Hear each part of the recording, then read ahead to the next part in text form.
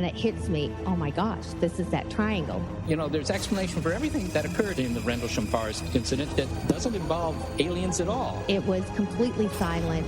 It comes right over our heads. He saw a classic flying saucer really standing in the clearing. He turned over to my father and held his hand, and he looked in his eyes and he said, "We're not alone." Welcome to Podcast UFO for our live show. We're live every Wednesday at 8 p.m. Eastern Standard Time on podcastufo.com. During the show, feel free to participate live in our chat room. And don't forget to like us on our very active Facebook page. Hello and welcome to the show. I'm Martin Willis, your host, and we have a great show for you this evening. It's going to be a little bit different, so I'm going to tell you how it's going to go. First of all, we have the one and only Alejandro Rojas coming up with the UFO Updates. But right after that, we have Mick West from Metabunk, and he's going to speak for a few minutes on the Chilean UFO video. Then after that comes our guest, Micah Hanks. Now, Micah is a writer, podcaster, and researcher whose interests cover a variety of subjects, one of that being UFOs. And before we continue with the show, I just have a little bit of housekeeping. We've had a number of times people have shown interest in writing blogs. We'd love to get some blogs on UFOs and related up on our website, Podcast UFO. So if you're interested in writing a blog, please email me at martin@podcastufo.com, and I can go over that with you. Also, something I never mentioned, we have a mailing list on our website that all you have to do is just put your email address into. It's right on the sidebar. And that way, each week you will get who the guest coming up next week, the guest is this week, and links and all that. Only once a week that goes out. Also, as I mentioned a number of times, I'm going to be out at the International UFO Congress coming up the second week of February. And if any of you listeners are going to be out there, please send me an email at martin@podcastufo.com, and we can hang out. It'd be great to meet you. I always have fun there with listeners, except for the one that gave me the really bad flu last year from Canada. You know who you are, but that's okay. If you support the show, I want to thank you. If you can't support the show but still want to listen live, all you have to do is listen here at podcastufo.com every Wednesday evening from 8 to 10 p.m. Eastern Standard Time. It also is on PSN Radio as well, and you can listen to the show as a podcast on the Dark Matter Digital Network every Thursday from 10 to midnight, and again, that's Eastern Standard Time. Alejandro Rojas, how are you doing? I am good. That's awesome you have Micah on today. Both your guests are great, but you know, I've been trying to get a hold of this guy lately, and we can put him on the spot. And how about this? This gives you a scoop, though. You might get a scoop out of this. Okay. He's supposed to be at a table at our event because Mike is awesome, and it would be great to have him selling his books and stuff. And we talked about it. He was all psyched for it. I've been trying to confirm. I haven't announced it yet either, that he'll be there and he'll have a table so people can meet him and say hi and everything. So you could put him on the spot. You could be like, hey, you know, are you going to be there? And if he says yes, then yay, you know, you got some news. Micah Hanks is going to be there to have a table. If he says no, then I don't know. We'll see what happens. So when it comes to the news, there's lots of big news today, though. Of course, as you mentioned, you're going to talk about the Chilean video. And Leslie, of course, Leslie Kane has posted a blog, a follow-up blog, where she had other UFO researchers, namely Robert Powell is one that I think you've had on the show. I've had on the show quite a bit. A great friend and a great researcher. He worked on the Puerto Rico case. Right. And, you know, they kind of worked on some stuff, and she details the work where they kind of confirm. She doesn't mention the Metabunk website, surprisingly, because I think his was the most popular one that kind of called into question the idea it was a UFO. And But they essentially confirmed that, yeah, it was an aircraft, and which is so it was some great work, and so now we finally have an answer. I guess there's no official message from CFA out of Chile yet. Right. So they'll probably look more closely at it. But, yeah, so unfortunately, no UFO here, folks. Not this time. No. Yeah. Yeah. But it's great that you've got the Metabunk guy on, because it's going to be really interesting to hear, his process of how he examined the whole situation. Right. No, I know that in the article, Leslie mentioned blogs or something in social media, but she did not. Yeah. She definitely did not mention Metabunk. So, yeah, we'll talk about that and a lot more coming up. Yeah. Mm-hmm. And, she mentions blogs and social media and criticizing some people who are mean. And there were a lot of people. I deleted some comments that were just, either saying negative things about Leslie or Sepa. I wouldn't mind if they were legitimate criticism, but these were just, people just being mean. I don't know that she was referring directly to Metabunk. Some people felt that she was, but I don't know that for sure. In fact, I think that she was referring to others. But, yeah. We'll see where that goes. But other news. The big news today is that the CIA has put a bunch of new documents online, formally classified documents, 13 million pages of them, and many of these are UFO sightings. Some of them also have to do with the Stargate program. Of course, this is a program that involved psychics, essentially, the remote viewing program that we've heard so much about. I don't know. Have you had a Stargate person on your show? I have not. No. Okay. This is really exciting. I did have one of the listeners send me this article you're talking about with this flood of documents. And so I have some speculation I'll talk about. Go ahead and continue.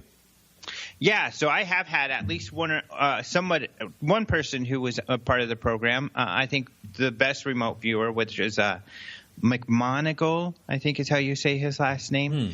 But John Alexander had some interactions with this organization.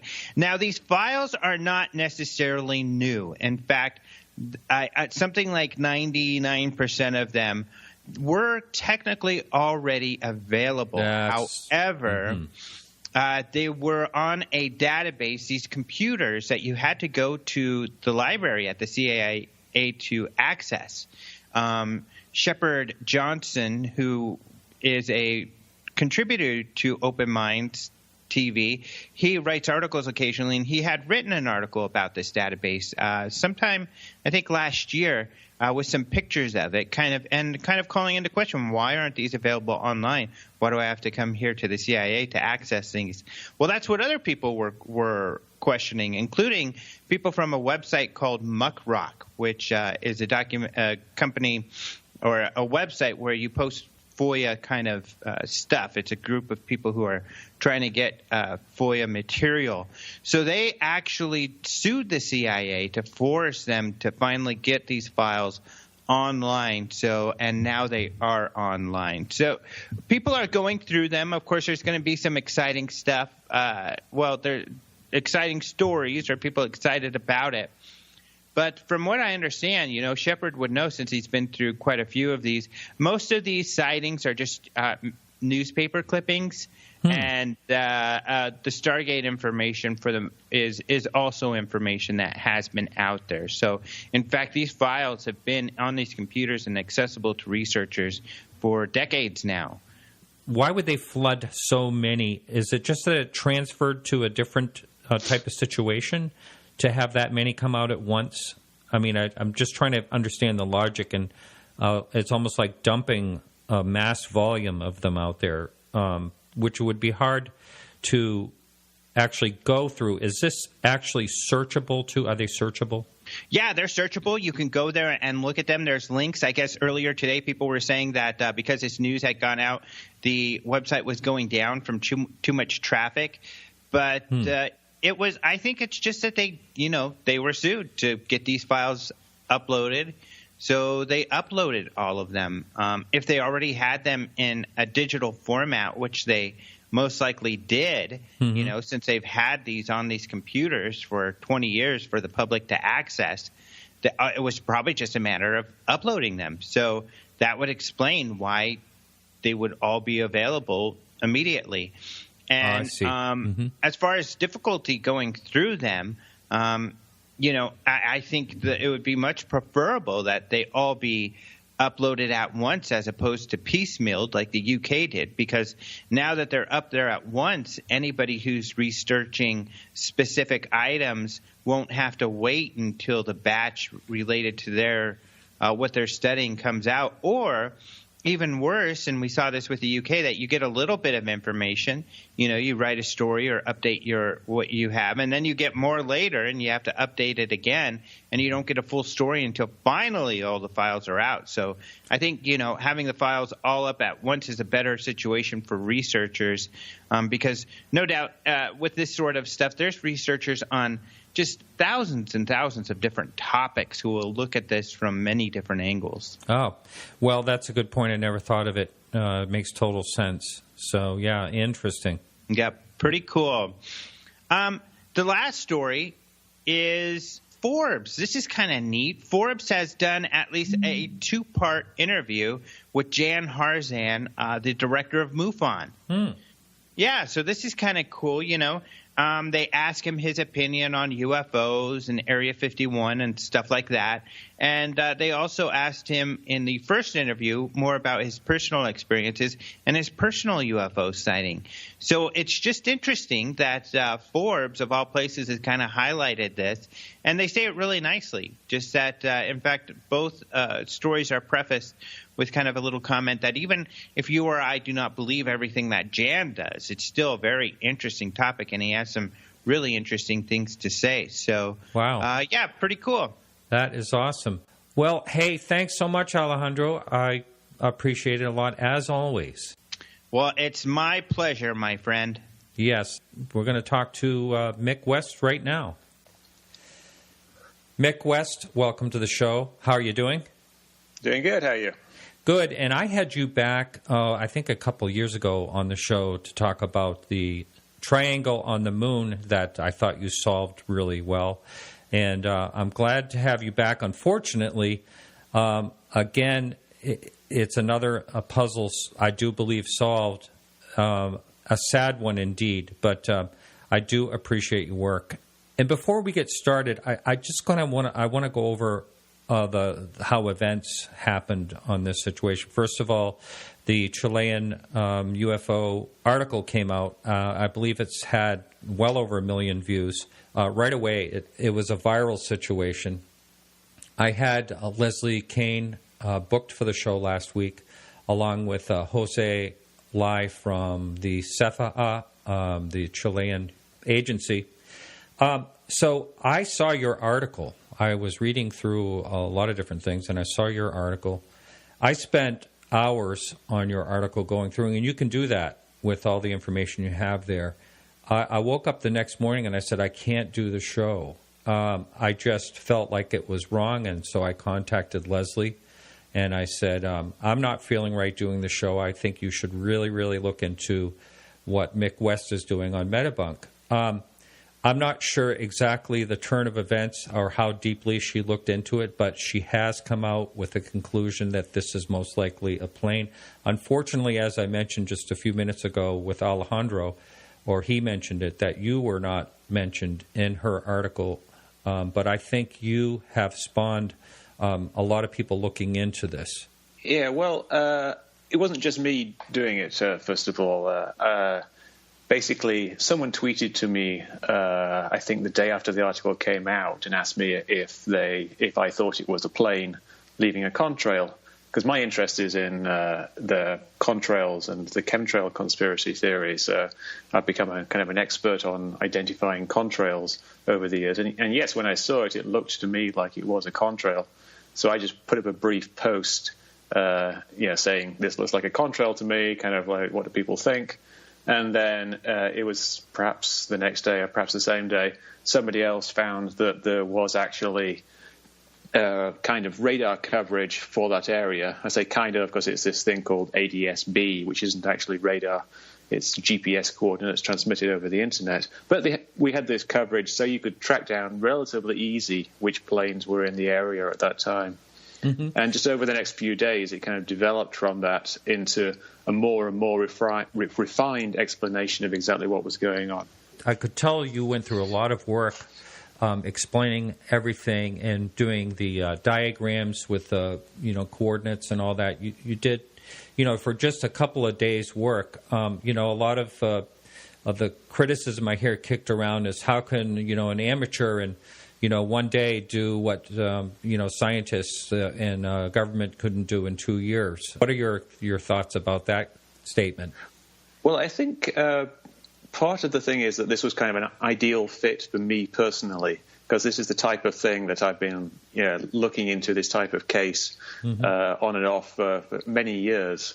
Like one of the big cases, I don't know if you remember, was the mystery missile off the coast of Los Angeles, yes, where people thought a missile. Mm-hmm. And I was one of the people who tracked down the plane there and identified that. And it was a similar type of thing. It was a helicopter with a very powerful video camera taking video of a plane that was a very long way away, and they thought it wasn't quite as far away.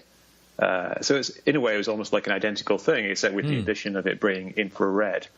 And the plane, in this case, was actually flying away rather than towards you. But you get the same things coming into play. You get this perspective foreshortening, which makes it very difficult to figure out what's going on. It looks like the plane is flying left to right when it's actually flying almost directly away from the helicopter.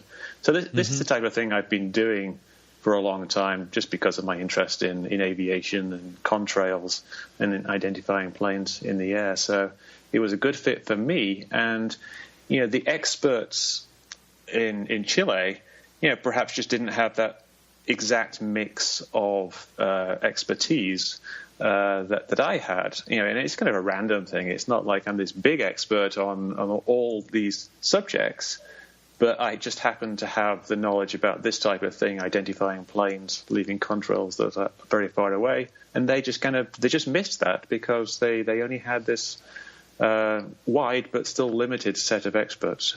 Right. And I also think part of the issue with this, and I've made this comment to Leslie as well, is the Navy themselves were probably just not used to this brand new technology to them, infrared.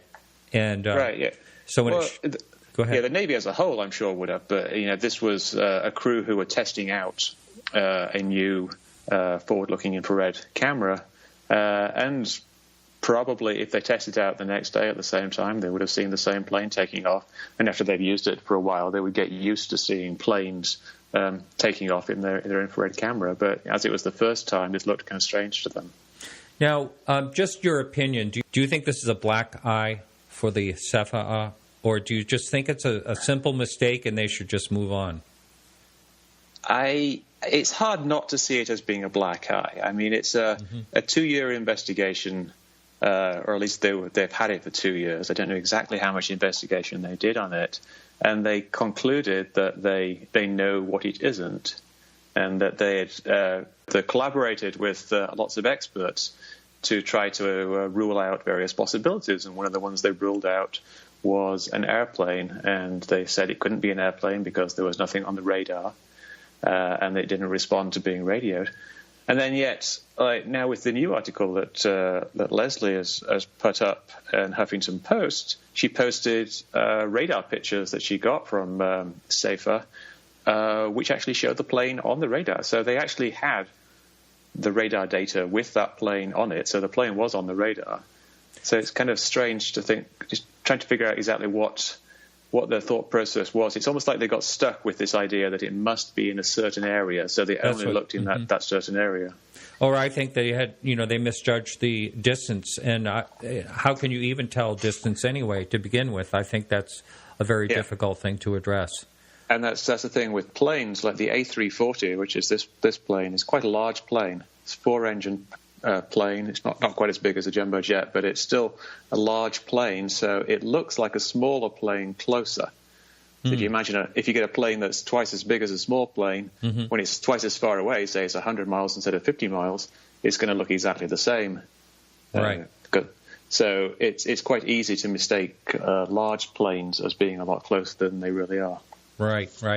I suggest that if anyone has an interest in really looking at this case, to look at everything, but also go to the metabunk.com site and check through all the great work that Mick did. Now, Mick, just a couple of quick questions.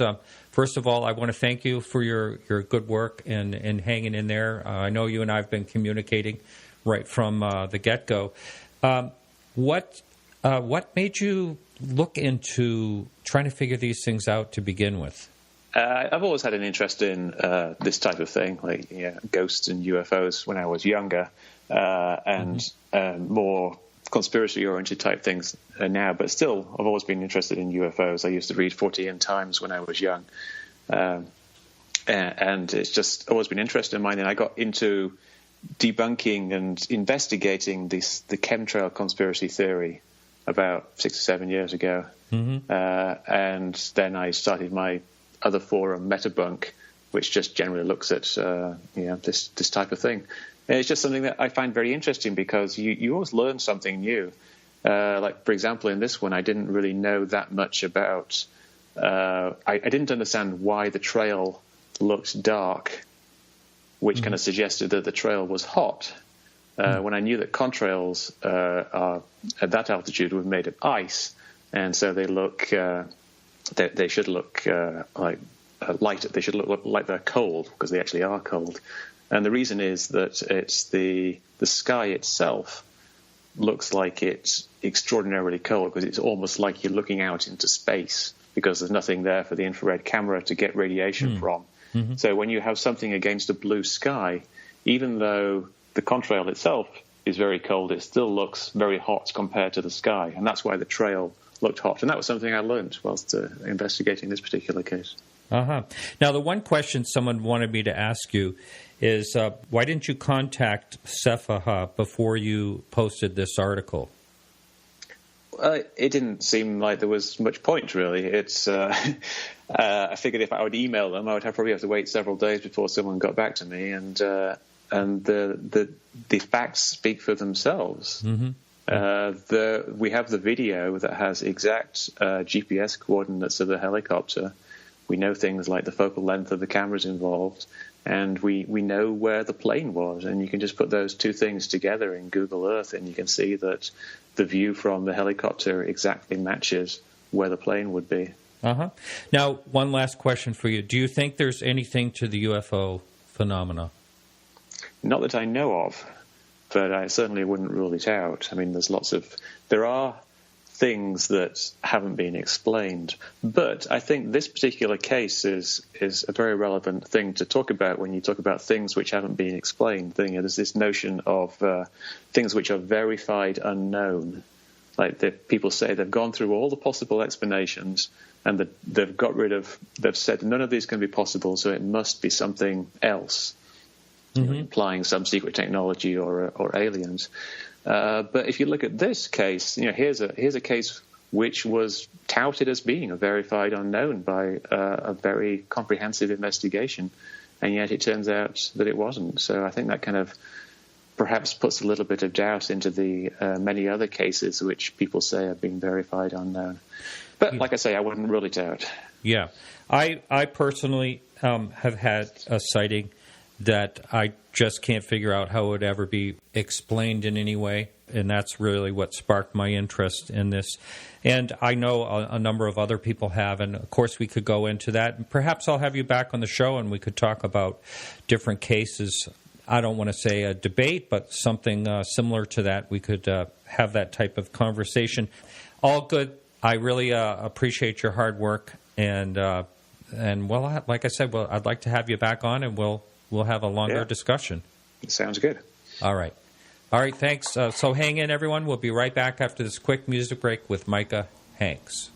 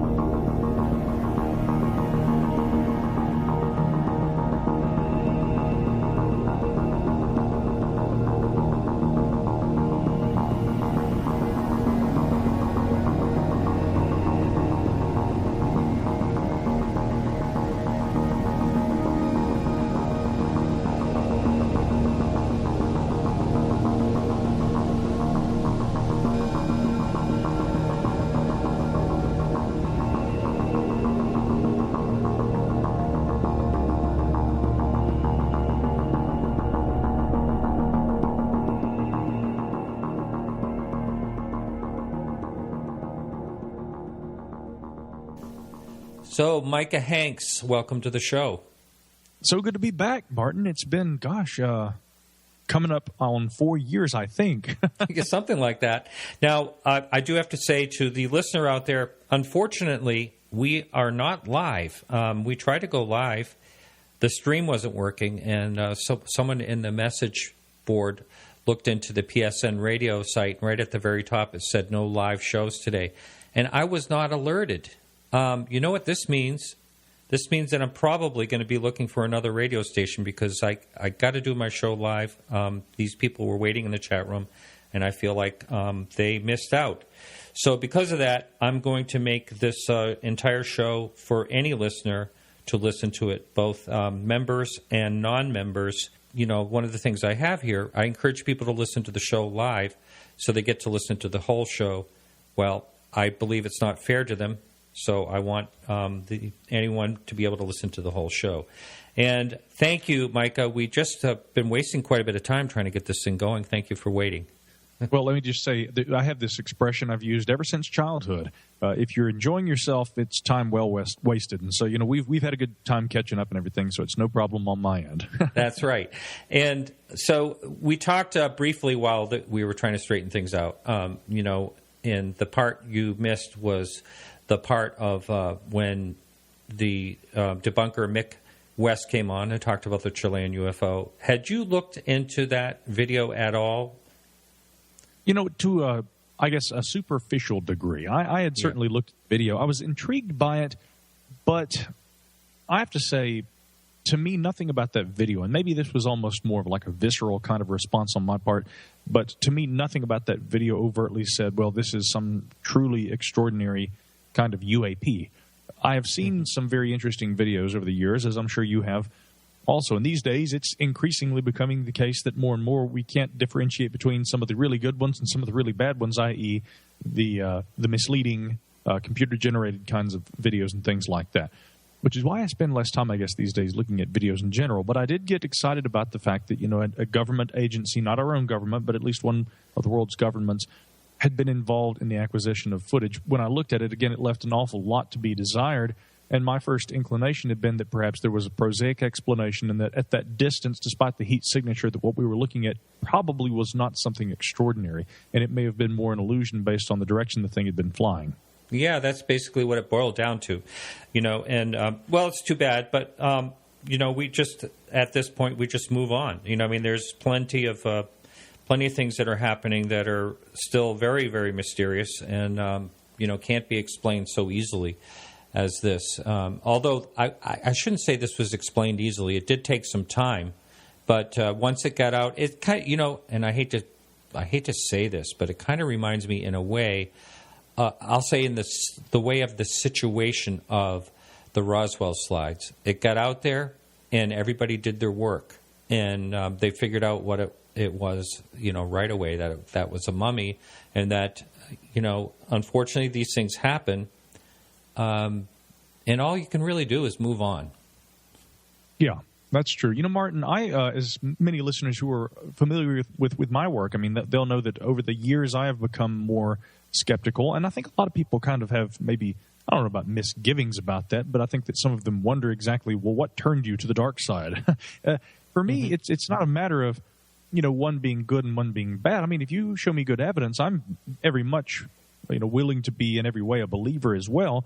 But I think that the natural disposition of skepticism is the most scientific way to approach you know, an inquiry of any kind. And I think that the best ufologists these days, you know, among them I'll name Jacques Vallée. People have had their issues with Jacques over the years, but if you go back and you read a book like Revelations, he took a fundamentally skeptical approach, and he really kind of took charge of asking hard questions of his peers in the UFO community. Now, again, as I mentioned, for many people, Jacques would not by any means be considered skeptical enough, and sure, I may differ with him on certain opinions, but right now what's exciting about ufology is that while some of the more, I would say, not even skeptical debunkers, but I think that I've watched a lot of skeptics over the years that I've, you know, been friends with and been very quaint with or polite and friendly and on regular, you know, terms with. We will contact each other with questions from time to time. I've watched more and more of them get so disillusioned with the kinds of things that we see with the Roswell slides or something like that. And the disillusionment leads to cynicism, Martin. And then with cynicism, you see this denialist attitude where instead of being open-minded in one's skeptical inquiry, they go about their inquiry in a way that they have prejudged every UFO case, and at the outset they already know they are dealing with something that can be explained prosaically, and they will always, 100% of the time, come to a prosaic explanation, of which I'm immediately skeptical. So with the Roswell slides, I think it's fair to make that comparison, because technology is helping good, disciplined, and open-minded skeptical researchers out there to use technology and come to conclusive determinations, and quickly, sometimes more quickly than government-sponsored agencies. And the Chilean UFO situation was one of those. So I think that that's a good thing, and it's very exciting. I do too. And when I spoke with Leslie, who was supposed to be on my show, basically I said to her that if the truth gets out there about, even if this is a mistake, you're going to have more respect for talking about it than you are about not, instead of just not saying anything. And so I was really glad to see that article came out, even though it is, and I said to her, this must be really difficult for you and the agency. And she said, absolutely, it really is. The only thing you can do is you can do one or two things, and that is get out of ufology totally, any part of it, or just move on and just, I consider Leslie Kane very, very careful, but and I don't really put the blame on her. She was just going by what was presented to her, but I just think you have to even be more careful when it comes to something of this magnitude, a government revealing something.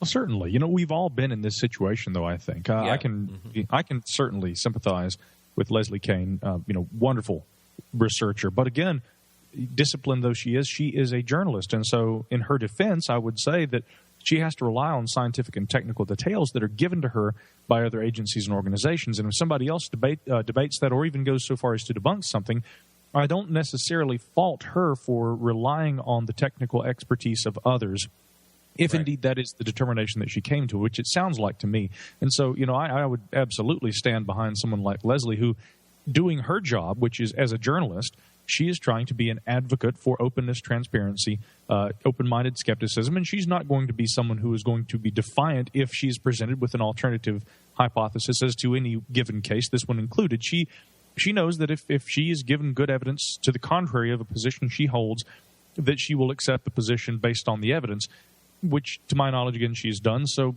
with Leslie, again, I really think that people need to be careful about attacking because someone was quote-unquote wrong, because there are a lot of factors that should be understood in terms of what leads a person to being misled. And again, most of us really, in terms of, I don't have a formal degree or background in terms of scientific training. I'm very science-minded. And you could call me a science writer, but I'm not somebody who goes out there and who is doing on-the-ground research and who's done stuff like Ray Stanford and others over the years, who have really worked to document scientific evidence. So maybe what this shows us, maybe at the end of the day, Martin, we should see that there should be a greater call for people who are the advocates and the writers, the presenters, and then also those who are technically minded, who can work with them to present the best cases, the best evidence for those cases, and the best deconstruction of what is appearing in these best cases. If we could get on those kind of grounds with people and have a community working together, many would say that already exists, but if that were the case, I think that we would be making leaps and bounds already. I will argue that there is still a lot of incohesiveness, I guess, in general in the UFO community. So I don't fault Leslie Kane.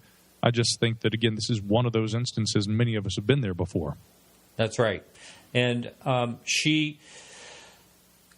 think it's probably enough of talking about this particular situation, because I know there were some things she just didn't want me to talk about it, but I was very thankful. It was just a lucky break that I didn't have them on the show to get the word out there more, the wrong word out there more, I should say. Sure. But, anyway, I still think, even regardless of what Mick West just said earlier, that he basically doesn't think there's anything to the UFO phenomena. He's just never seen anything when he looks into it deeply. And our guest last week, Mark D'Antonio, basically said he's never really seen a video or a photo that he couldn't, find something, that really, I think, actually, when I had a conversation with him last year out in Phoenix, he did say that there was this one case that he definitely says that he has absolutely no idea. Are you familiar with Mark? Oh, yeah. I know Mark very well. He and I are good friends, in fact. Oh, yeah. He's great. So even, that's healthy skepticism right there, I think. But I still think there are some things, like, for instance, we could talk about different cases. Rendlesham Forest, I think, is one, definitely, along with many others, where there's just no answer. Yeah, or at very least, if there is to be an answer at some point on down the road, maybe to be had, we haven't got the data in front of us that will help us make that determination. This is where I would caution the modern skeptical debunker. And I know that on various shows I go on, I often discuss almost more than the UFO phenomena itself. I discuss the sociological interplay between the skeptic atheist community. And I call it that today because in a lot of strange ways, it seems that the skeptic community has kind of adopted atheism, and they want to kind of, hand that to the people who they feel identify with their movement. One of the best examples, briefly, is Neil deGrasse Tyson, who said numerous times on my Wikipedia page it was edited to reflect that I was an atheist. And I said, I'm not an atheist, I'm an agnostic. Mm-hmm. And he wanted that removed, and he would have it removed, and then the next day someone would go back in and they would edit it back in that he was an atheist. And he said that, it was as though I were being claimed. And so there is a bit of a contingency there. And I think that when you see that social movement of skepticism these days, and then you look at the people who, I would say that there are definitely some people who get a little far out for my taste in the UFO community. And some of them I'm very, very good friends with, because I don't dismiss a person based on their beliefs. I can disagree with them, but we can be friends.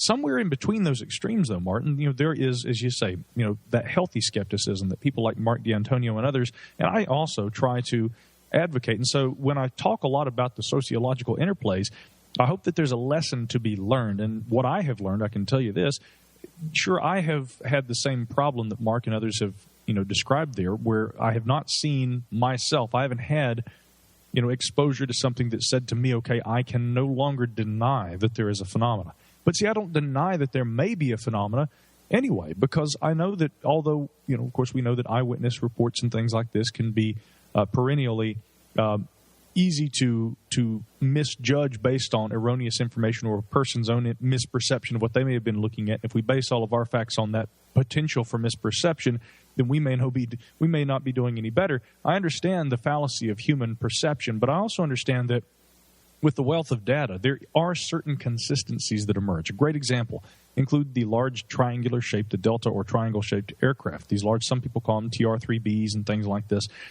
I have heard, I'll mention one skeptic because I like some of his writing, Brian Dunning of the Skeptoid podcast. He had done a breakdown of that incident from back in, I believe, was it early 2001, the Illinois Triangle incident where the multiple police departments... Oh, yeah. Remember, yeah, great case. Tinley Park. Right. Mm-hmm. And, here it is, 3 o'clock in the morning. All these different police departments have their officers responding to sightings of this thing. One of them, although it wasn't a good photo, he did manage to get a photo with a Polaroid camera, probably why it wasn't a very good picture. But multiple officers saw this thing. They described this thing as being large and triangular shaped. They say it was as big as or bigger than a house, and yet Dunning and others have said it was quite obviously one of the American airship company's blimps doing a VIP tour. First question, where has there ever been any disclosure made public by the American airship company where they have said that, yes, we had a blimp, it was operating at that time in that location, it was never released? And I suspect there never was one. 2, if that were to be released, why then would they have given any rationale for a VIP tour being given at 3 o'clock in the morning? There are a lot of illogical assertions that have been made by the skeptical community about these kind of things, too. And then, the third thing I would say, too, it's one thing if you've got one witness. And sure, at night, it's difficult sometimes to make out all the detail of an aircraft at a distance. But virtually all of those who saw this thing said that it looked like a large triangle. Dunning's argument had been, well, there's no consistency between these reports, not just within this single case, but with all these reports, these triangles. Well, actually, I would differ on that. Many of these, if not the majority of the reports of these large triangular-shaped objects, describe either something that's solid black, very large, slow-moving, and silent. Mm-hmm. And if it does have lights, it's usually 3 white lights at the corners and then a red light in the center. There is remarkable consistency with these descriptions. Now, I don't think that this is, quote-unquote, alien technology. I suspect these things are our own, and many in the community seem to feel the same thing. National Institute of Discovery Science, before they disbanded, had done a great analysis of that a few years ago that Space.com even reported on.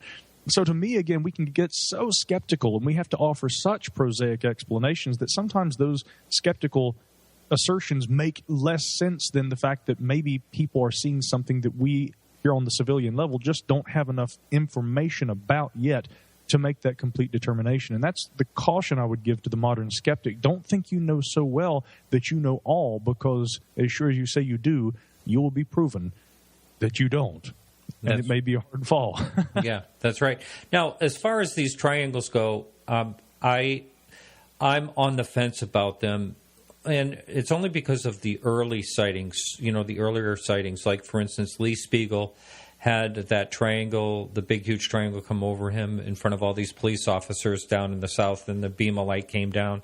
Then also, I have a friend that works in an auction gallery that when she found out that I was into UFOs, she told me about her experience, and it's a very, very well-documented experience back in the 1970s in Massachusetts. A big triangle, stopped over their car, and, no sound or anything. So I understand about, modern day, possibly some of these could be secret aircraft or something like that. There's a new technology that they can move without sound and stay in one place and all that. Possibly, I got to be open-minded about it. I'm going to say, this is very possible. This is happening. But how do you explain the ones back in the 1970s? I mean, I can't imagine that we would have had that technology then and move all this way forward and it not be known. Yeah, that's a very good point. I'd been talking with another skeptic, Robert Schaefer, at the UFO Congress back in 2013, and he had said, to me, if these were some sort of government technology and these reports date back as far as they do, we should have information about these aircraft now. That would have been disclosed. Now, at the time, I really disagreed with him, but maybe we could kind of rehash that and think that there's merit to that argument that Schaefer made, because when you go back to the 1970s and even earlier, Nick Redfern had a great report that he had managed to obtain via FOIA when he was going to the Ministry of Defense and looking through their documentation, and that there was essentially what you could only describe as a fleet of triangle-shaped objects that were seen over Britain during the 1960s, and the principal observer's name was given in the documents that were released to him via the FOIA request by the MOD. And he looked up the individual. The guy was still alive. He contacted the fella and spoke to him, and the man recounted, yes, once again, here's what happened. My car broke down.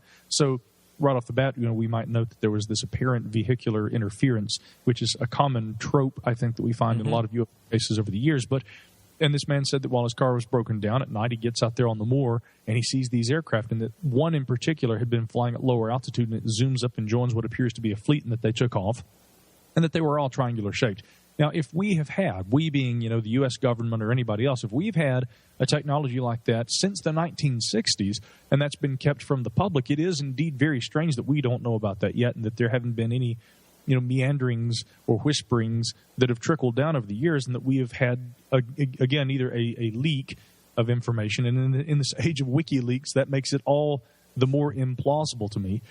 And then, of course, there's also just the sense that, well, if these things have been in operation, why haven't we used these for some sort of a military or combat situation?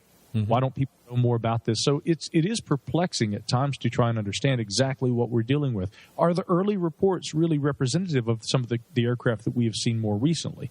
If this were exclusively a recent phenomenon, I think we could make a better case for why this is something that is more likely to be our own. I still maintain that I think a lot of them are, but that's for lack of a better explanation, and I may have to revise that hypothesis at some point. Yeah, and I know this year coming up is the Phoenix Lights anniversary. 20 years. Amazing, huh? But that is another baffling one, and that is all muddied up by the videos of when they actually were dropping flares. And so out in Phoenix, when coming up in just a few weeks, when I'm out there, I'm going to try to talk to some of the witnesses and perhaps get them on. I do a round robin out there live on Wednesday, the first Wednesday of that event. But I'd really love to get some of the eyewitnesses that actually saw the craft go right over their head. I know of one who might even be willing to talk with you at some point. Maybe off the air, I'll give you that information. Oh, great. So, Micah, for the person that I know we're into the show a bit here, but for the person that didn't listen to you last time and is hearing you for the first time, can you kind of give a nutshell of what you're up to, and also your show, talk about that a little bit? And I know you live in North Carolina, and you are into a lot of things. Great music. You're a writer. You have a lot of books. So if you can just, I usually do this right at the first part when I speak with someone, but if you can just tell the listener who may not be familiar with you a little information about you. Yeah, most certainly. In fact, I think it's better this way, because that way we've gotten into the conversation. Now we can kind of see who is Micah Hanks, for anyone who doesn't know. Of course, many in the UFO community do know me because I've been involved for a long time, and not just as a researcher. I mean, I think that there are a lot of researchers who are, they've been at it longer and they're more well-respected, but I am, like yourself, a producer of audio content. I do a podcast, which is also a live radio show called The Chilean Report. Chilean actually being more a reference to the Holy Grail, I guess, but also a portmanteau, a combination of words that references gray alien. It was just a word I came up with because, again, in this digital age, people park on websites, and it's very difficult to get good domains. And so when I began, and we're coming up on 10 years when I actually launched that site, but I'd been researching and writing for magazines even earlier than that.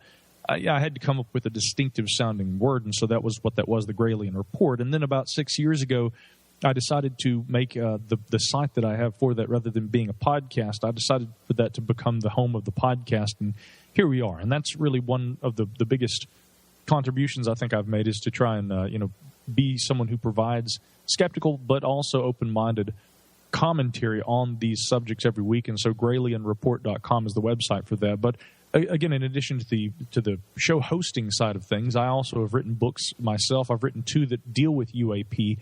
One of those is called The Ghost Rockets, which doesn't deal exclusively with the phenomena that was being seen back in 1946, right after the Second World War over Scandinavia.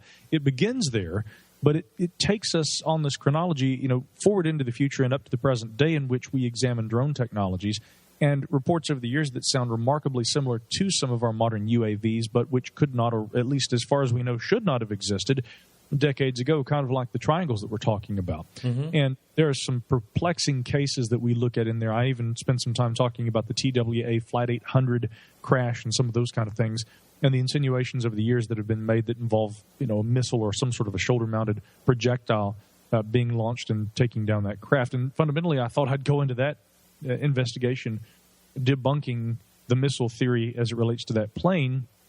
And while I may not be able to prove that that was indeed the case, there were a lot of sightings of what looked like projectiles over Long Island Sound around that time. So that book, The Ghost Rockets, dealt with a very specific kind of UAP.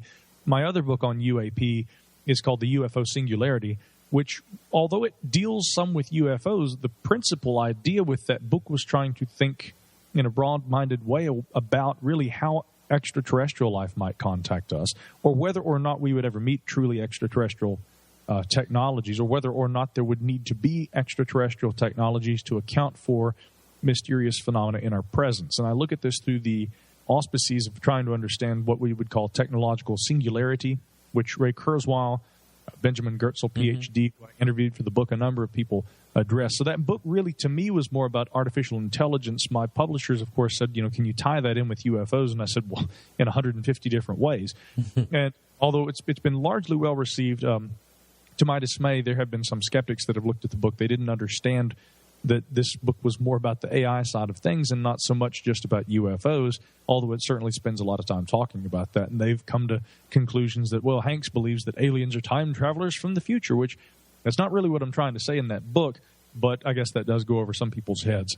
So, so that's really been what I've been up to the last few years. And these days, in truth, most of my work involves not only the audio engineering side of things, and yes, I'm a musician, like you mentioned, but of course I have a lot of different projects going on the web, and I am deeply involved in some avocationalist archaeological research right now that has really, to me, nothing to do with the paranormal, but I'm interested in a lot of things. So to round that all out, it's kind of nice after all the work with regard to Paleo-Indian sites and things I've been doing over the last few months. It's nice to sit down and have a talk about UFOs. It was one of my first passions, and certainly one that I hope over the years I'll be able to maintain. Well, Alejandro said earlier for me to ask you if you were going to be out in Phoenix, and unfortunately, off air when we was trying to get the live stream going, you're not going to be able to make it out this year. And it's one thing that's but next year you're definitely going to be there. But I would love to sit and talk with you. Of course, this is a show about UFOs, but about the archaeological stuff that you're doing. I have a real strong fascination with all that. So, but anyway, that's great. I'll have to actually look into what you're doing. Oh, yeah. Now, ghost rockets. That I had. God, I think when I started the show, I had Claes Svahn from Sweden on talking about that. That's a very fascinating topic. I didn't get a chance to read your book. I am interested in that a lot. And one of the things that I recall about that is oftentimes they seem to land in lakes, right? Yes. Yeah, a lot of those classic cases. In fact, I cite a lot of Claes's research in the book, in the portions that talk about the Scandinavian research. But see, Claes, like me, he hasn't relegated what he's done, purely to the 1940s incidents, which did sound an awful lot like ballistic missile tests, possibly captured German technology and things. And yes, in a number of those instances, they would crash into lakes, which was a very interesting kind of a continuity between the reports of these rockets. I don't doubt that war nerves played into some of that. I also would find it hard to believe that all of these could be explained away as being people's misperception of things. One of the most famous photographs of a purported ghost rocket, of course, I do believe is a meteor or something along those lines. But there were definitely what seemed to be rocket-like technologies, and people who would dismiss that, I mean, that's very unusual to me because, again, during the Second World War, we had seen the innovation of rocket technologies taken to a level beyond anything we had seen up to that time.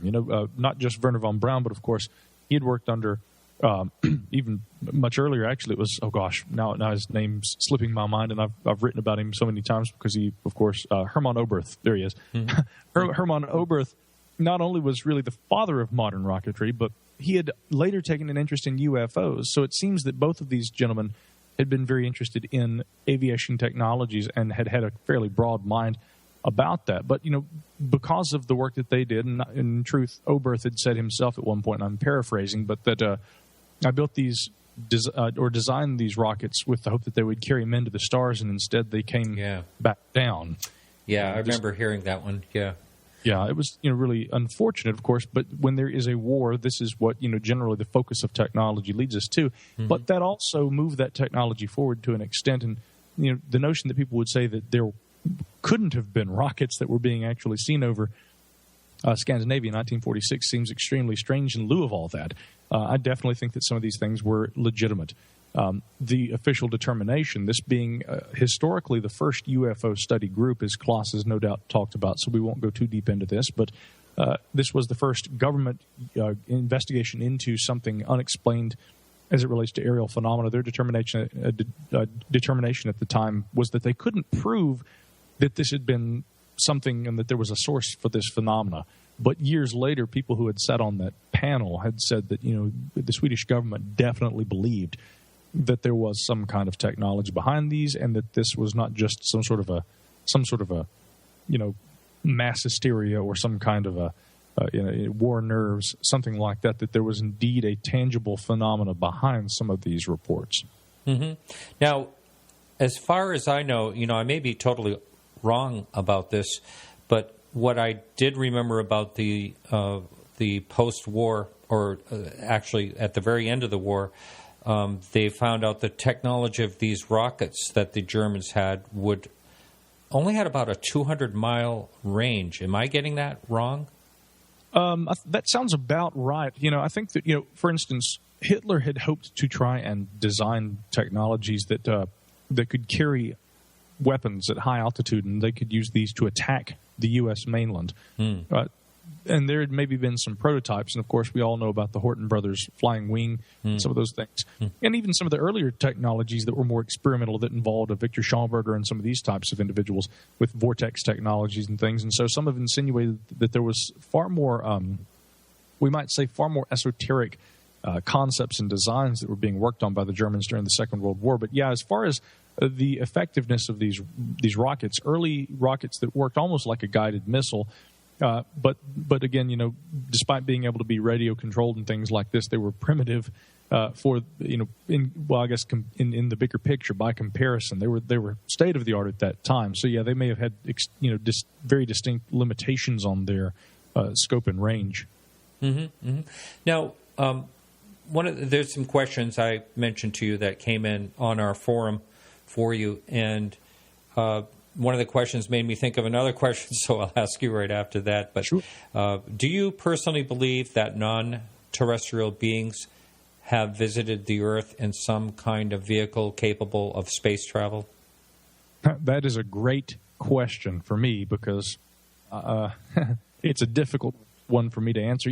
I try not to give hypotheticals. I mean, I'm happy to give an opinion, although some people say, you're so contrarian, Micah, you don't give opinions. Well, the point is, I'm trying to say we need evidence. Many in the UFO community get so opinion-based in their procedure, I guess, in the way that they go about trying to understand this phenomena, that they often leave facts to the wayside. And so I try to work with facts. I will say this, I have seen no evidence that conclusively shows that a technological craft of some kind that has been controlled or operated, whether piloted or controlled remotely by a non-terrestrial, non-earthly technology. I've seen no evidence directly that can prove that that's happened. But if we are to believe the how would you say this? If we are to believe the presentation, whether that's anecdotal evidence, certain photographs and things like this, certain radar traces, certain physical evidence at times as well. If we were to believe the data, it certainly strongly suggests that there is something that is, on the skeptical side of things, I could say a highly unconventional kind of phenomena that is interacting with Earth, and it seems at very least to be intelligently controlled. On the other side of things, again, it's difficult to say that is something that is provable. So I hope people understand that I'm intrigued by those cases for which there is data that shows that there is something extremely unconventional and as yet perhaps indeed unexplainable. Many people these days find something that is unexplainable, and they say if it can't be explained, we can debunk it, and then we can just write it off. I don't think that some of these really good UFO cases that remain unexplained are therefore debunkable because they can't be explained. I just don't think that we have enough data. And I definitely think that if there's other intelligence out there, and I believe that it is, so maybe that's, more or less an answer for the question there. I do believe that there is intelligence out there beyond Earth, and I do believe that they would be interested in trying to contact us. I do believe that they would try and contact us with very unconventional methods or technologies, which we might not even recognize as technologies. Certain UFO cases may meet that criteria, but it is hard to make a clear determination that is indeed what they represent. So some has to be left, I think, to speculation. And again, one day maybe with the furtherances of new kinds of science and new kinds of apparatus that will help us get a grasp on certain aspects of the behavior of the universe and intelligent beings within it, we may have enough technology at our own disposal that we will now know, wow, okay, they've been here all along. Right now, I think where we're struggling is there are people who are open-minded enough that say, yeah, come on, they're here. And then there are people who say, well, no, we won't have any evidence, so no. And somewhere between, I think we can say we don't have evidence, but, sure, we can at least be open-minded to that possibility. And I remain open-minded to that possibility. I'd like to think that maybe we've been contacted. But the best I can say is, again, that, yeah, the evidence seems to indicate in some cases that something highly unconventional is going on. Mm-hmm, mm-hmm. One of the things you kind of touched on there is about intelligence out there, and I also agree with you. I think that it's just a kind of like a no-brainer. There has to be. I can't imagine that there wouldn't be a lot of intelligence, and say possibly even billions of planets in just our galaxy that would have highly intelligent beings on them. And when I say that, though, I also think, then why would we be special? Why would they want to come see us if there's that many out there? We would just be another form of intelligent life if they can have the ability to travel, through space. Well, this is one reason why I think philosophy is still important. Many of our modern scientists kind of, they don't just say that philosophy is no longer useful. I've heard some of them even say that it can be potentially dangerous or misleading. I think one good example has been Bill Nye the Science Guy, who said that some philosophers get so hung up on asking questions that they aren't actually moving science forward. Now, that's true, but I don't think you can make a broad statement about philosophy about that. What does philosophy have to do with UFOs, and why would I even bring that up? Well, the reason why is because I think that while science, we can utilize, for instance, telescopes or radio telescopes for that matter, and our SETI programs to try and find evidence of alien life out there. And I think that that's important, and I'm behind that. The philosopher, as well as perhaps the biologist or the sociologist or the anthropologist, I mean, they may all ask these questions also, but I think that, again, a philosopher fundamentally will try and say, well, how do we know what we know? Epistemological philosophy here. How do we know what we know? And therefore, do we know that alien life would behave as we do? Again, we may not see why an advanced civilization would want to contact us, but from the perspective of the advanced civilization with an entirely different evolutionary history, an entirely different set of technology, and actually an entirely different industrial revolution that would have led to the development of said technology, all of these different factors might write a very different story. And their reason for wanting to contact us may be something so far beyond the scope of human ideals. Mm-hmm. We haven't even begun to broach that notion. And so it's difficult for us to understand these things. And while, yeah, sure, a scientist might say yes, but anthropologists can study that kind of an idea scientifically, I maintain that there is plenty of work for the philosopher as it relates to the search for other life like ourselves. And let's make a quick delineation. I think that really the big problem is, nobody ever talks about this, but it can be very simply stated here. Science deals with, of course, those things which are testable. And we use a hypothesis. We can structure our hypothesis. We can create tests. With science, we create a test for falsehood.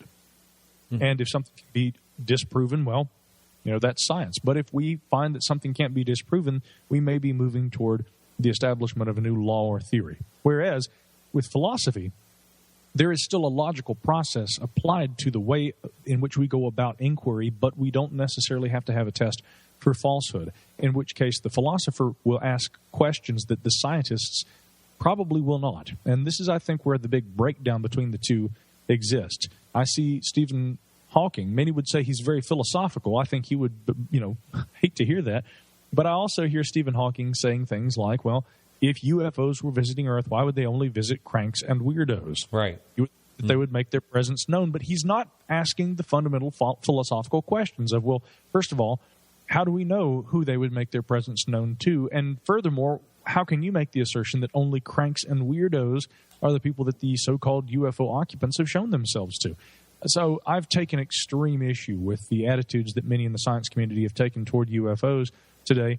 I don't think that someone is necessarily right or wrong. I just think that people are biased and limited in their thinking. And hence, again, maybe there is a good case to be made with an adherence to logic and an understanding of what science can do for us. Maybe there is room for questions that we may not immediately have answers for, or a test for falsehood. We can have questions that we ask about open-ended subjects because maybe they deal with concepts that the human brain wasn't designed to deal with. And those concepts, Martin and everybody listening, could be the very things that drive an extremely advanced technology and really would push them to want to come and visit us. Who knows? That we may not understand for quite some time. I agree with that. For as much as I could follow what you were saying, that was really good.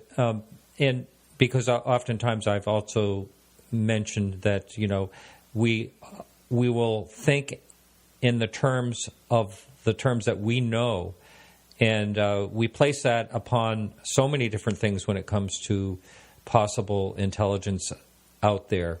As far as, for instance, they can't travel here; it's too far. That's our known, physics, or the violence thing. Perhaps they wouldn't even know violence, and I know violence is all part of evolution, I guess, survival and all that. But still, we always want to put, or we often put, our own ways upon how we expect that aliens, intelligent aliens would be. And that just, we're going to find out that it's something that we probably can't even ever imagine. Right. Yeah. Again, there's some good questions, I think, that are awaiting us. We just have to, I think, find maybe how to ask those questions, or maybe more importantly, if we ask the questions, how will we understand the answer? Ah, yes. Now, there was a movie, I just lost the name of the movie, that was out recently where these craft came down to the Earth. I just wondered if you happen to see that. Oh, which is this now? Because I'll tell you what I just watched recently. We're going to play 20 questions until we figure this out. I watched Interstellar, but the film, that was good. Yeah, you're talking about. Oh gosh, I know the film, and I have not seen it. But is it The Arrival? Is that what it's called? That's it. Yes. Yeah. See, I guessed it, and I haven't even seen the film. Yeah. How's that? That was really good because I think they addressed a lot of questions. I'm not going to do any spoiler for the person who hasn't watched that movie. I will tell you, it's a really good movie, and there's a lot of philosophy in that as well. But they really deal. I think the people that wrote that the whole story have really, really looked into this. It's really good.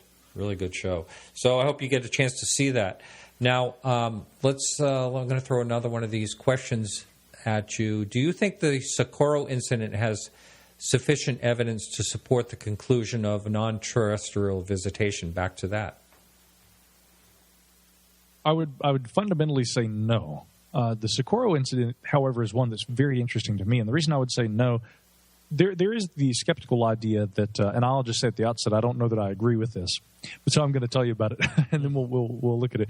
There was the idea that there was a lunar landing module that was being tested, and that might have been what Lonnie Zamora had seen, and that this landing module had been, and in fact there was a test that was occurring around that time. But again, why Zamora would have seen this so far from the nearest base? Why he would not have noticed that there was a helicopter attached to it, because for the test that was being administered, the landing module had been attached, or would have been attached, to a helicopter.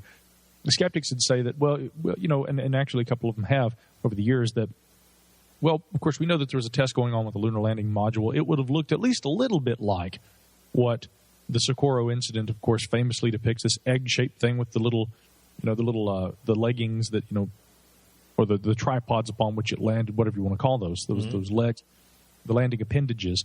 The fact that this object was seen so far from the testing area, and the fact that there was no mention made of a helicopter to which the object was attached, is really strange to me. And once again, the skeptical analyses, I mean, it's really strange to me that a skeptic would say that, well, here we have it, case closed, and they don't try to account for why these glaring problems in the narrative, the skeptical narrative, go unaccounted for.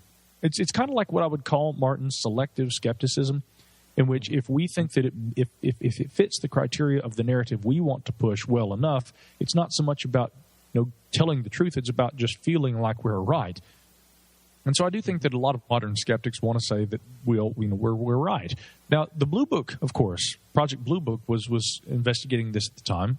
We know J. Allen Hynek had gone, and he had seen some of the scorched brush there near the Arroyo where they had watched this, where Lonnie Zamora had seen this thing land.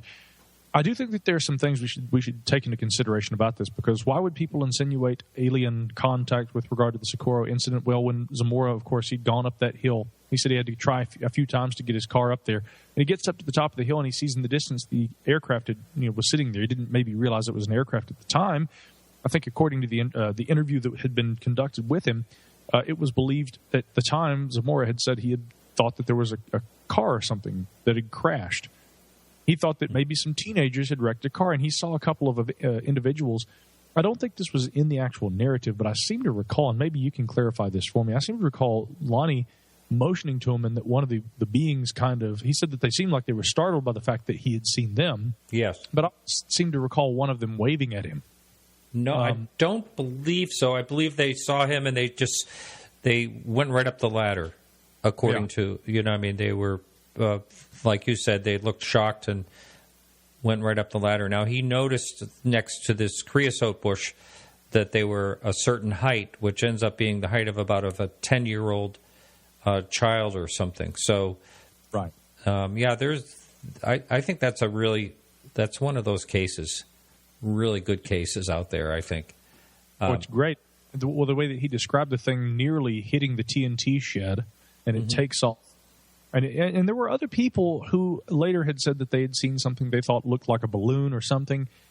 I think there's a good chance that other people had actually observed that aircraft. I know Ray Stanford had believed, that he had a photograph of it, which that's kind of a story into itself that I've heard about. I've heard a good bit on your show about that, actually, in the past. Yeah, that's right. And I saw this with my own eyes. I wasn't going to go there. Okay, sure. But I saw that with my own. And the reason I didn't want to go there is because there's a lot of people that get really upset that Ray is not showing that photo to everyone. And last time I had him on the show, after that, I did get a lot of mail. But I actually saw this with my own eyes, and I got to tell you, it was the most amazing picture I've ever seen.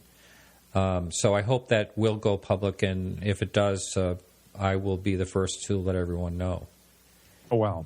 Yeah. Well, nonetheless, it's interesting from my perspective, rather than getting angry. And I know that people are like, look, if you've got evidence, then share it. Show it. Tell everybody. Well, I think Ray, on your show, he's given a pretty good breakdown of why he has withheld that. And I think that in truth, there probably is similar evidence out there somewhere. I think that there are lots of really good photos of strange objects that have not been made public because people, for various reasons, feel uncomfortable with doing so. They may feel that they will be shamed or ridiculed. Another problem with the modern skeptic community. There was a study that came out last year that showed that not only being skeptical, but also ridiculing people can be an effective way of changing their attitudes about things. And the modern skeptics, they absolutely employ that. They think that, and maybe to an extent it is actually useful if they want to get people to change their minds. But I just don't believe, you can say it's about how I was raised. You can say it's just about my general demeanor. But I try to be kind, and I don't believe in ridiculing.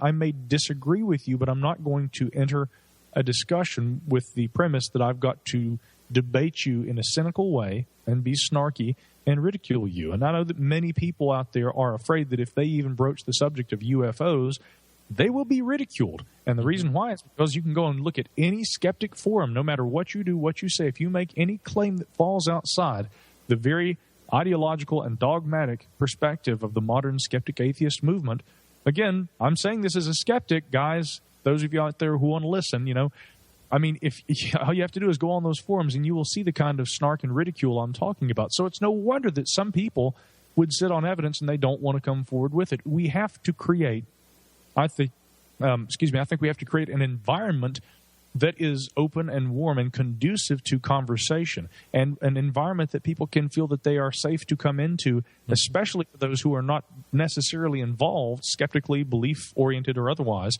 within the UFO community. If there are people out there who are going to talk about their experiences, share their knowledge, share any experiences that they've had or any kind of encounters, or maybe even photographs and other data that could be useful to our ongoing investigations, ridicule is not going to foster that kind of environment. We need to foster an environment of comfort and safety that people can feel that they can come into and that they can share that knowledge and that they won't be mistreated for doing so. So I can actually sympathize with a lot of people who would withhold information because they feel that they've been attacked or ridiculed over the years. We need to understand what we can do to prevent that kind of sentiment from happening in the first place. Unfortunately, in the open world, there's no control over that. The only control you could possibly have is in some type of closed group or forum where people could,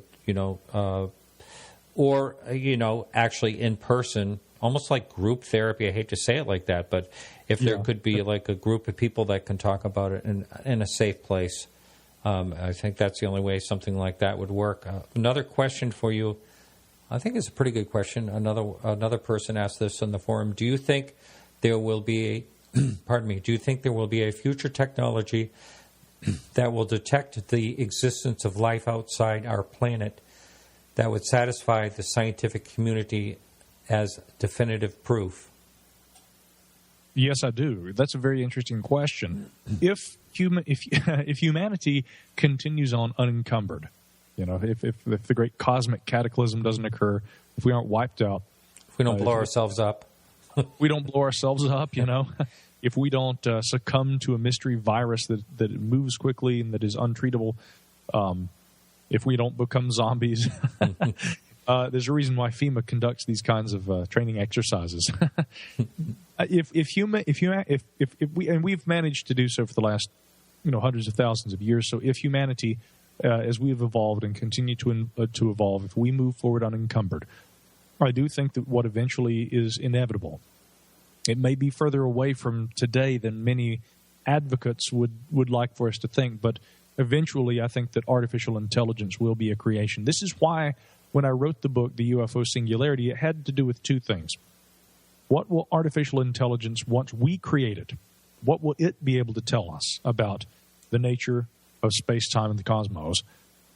And then if we were to engage in a thought experiment where intelligent life already existed and they were utilizing highly advanced artificial intelligence, or they had created highly advanced artificial intelligence that took off and did its own thing without the aliens who made it, could that kind of a technology or that kind of a presence, would it be so highly advanced that if it were ever to make its way to Earth or interact with us through any capacity, would we recognize it as being a technology? Or would we call this a god? Or would we call this, spirituality? Would we call these divas, elementals? I mean, is our mythology based on our interactions with advanced technologies that may even transcend physicality, but nonetheless could be quantified as being sentient and intelligent? And could this be the very basis for a lot of human knowledge? I mean, evolutionary scientists would poo-poo that idea and say no. A lot of leading futurists would say we can't rule that out.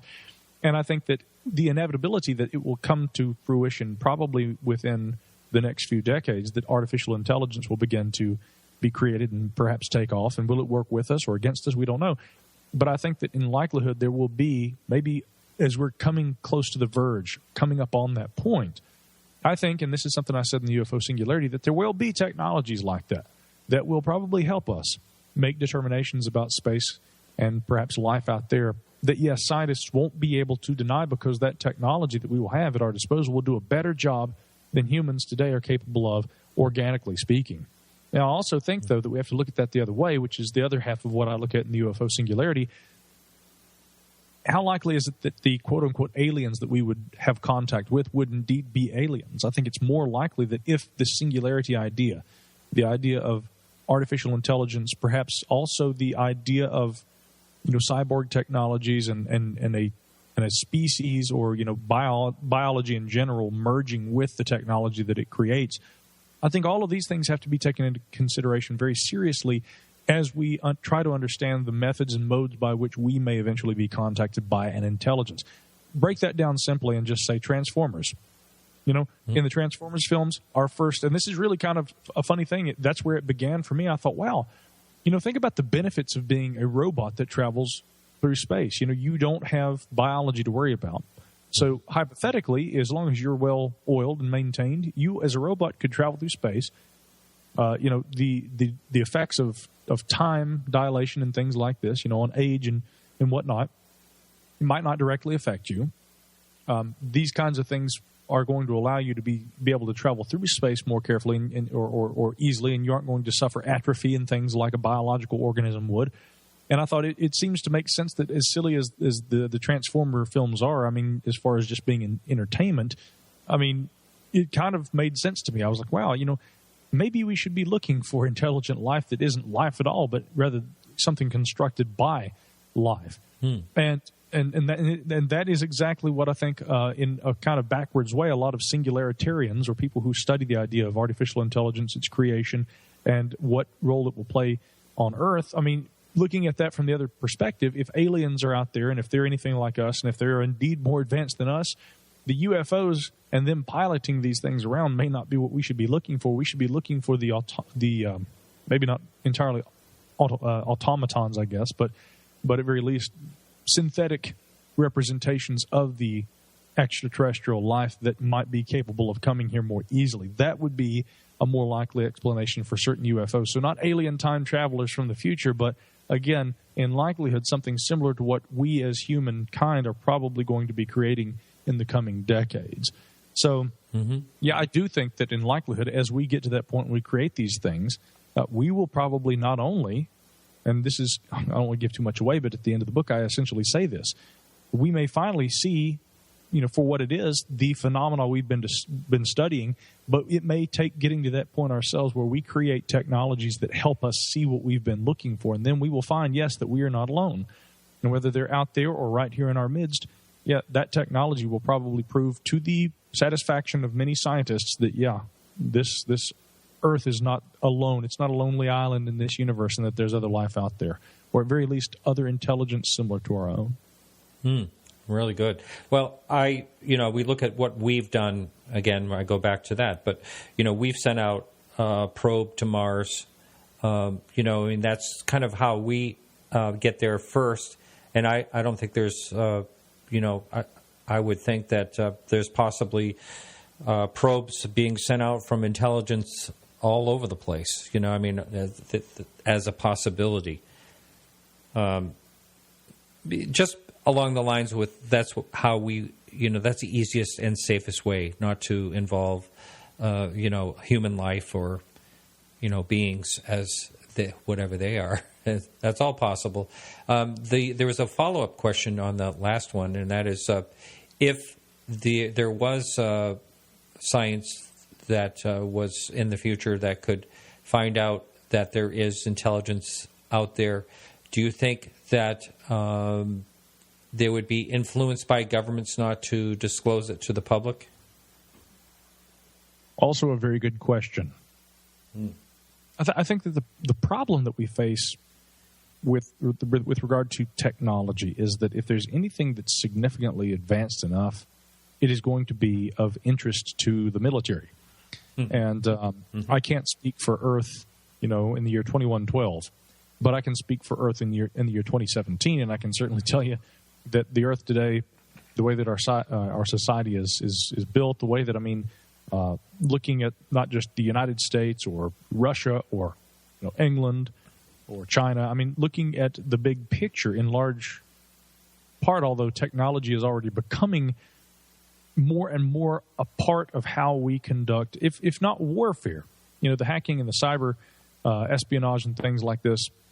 It's showing that really what it's all about is power and leverage. In the past, we used bombs to do that, but now we can get on a computer and we can assign a few hackers to do the job for us. And so countries it's leveled the playing field, technology, in a way that basically smaller players can have equal footing with the big dogs through the use of technology.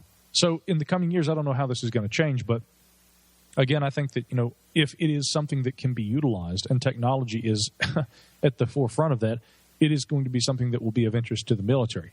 Now, there's some people who would go so far as to say that, secretly DARPA and the NSA, they're already working on artificial intelligence. They've already got it. They've had it since the 1960s in an underground bunker where the aliens that eat strawberry ice cream hang out, That's not to make fun of anything.